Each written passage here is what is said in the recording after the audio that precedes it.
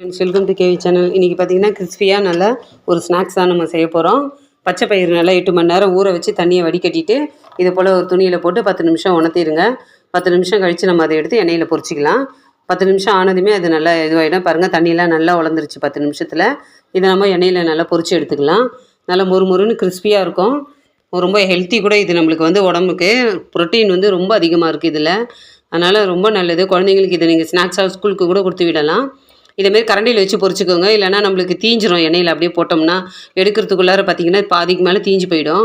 எடுக்கிறதுக்கும் கஷ்டமாக இருக்கும். நம்ம இதை மாதிரி பொரிச்சோம்னா ஒன்று கூட தீயாது. அழகாக எண்ணெயிலேயே ஒன்றும் இருக்காது, உங்களுக்கு அழகாக வந்துடும். இது கருவேப்பிலையே நம்ம பொரித்து அது மேலே போட்டுக்கலாம். சூப்பராக இருக்கும் ஃப்ரெண்ட்ஸ், ரொம்ப நல்லாயிருக்கும். உப்பு மிளகாத்தூளும் இதில் தூவிட்டு அப்படியே கையாலேயே நம்ம கலந்து விட்டுக்கலாம். ரொம்ப நல்லாயிருக்கும். செஞ்சு பாருங்கள், எப்படி இருக்குன்னு கமெண்ட்டில் சொல்லுங்கள். இந்த வீடியோ பிடிச்சிருந்தா ஒரு லைக் பண்ணுங்கள். சப்ஸ்கிரைப் பண்ணாதவங்க சப்ஸ்கிரைப் பண்ணுங்கள். அடுத்த வீடியோவில் பார்க்கலாம். பாய்.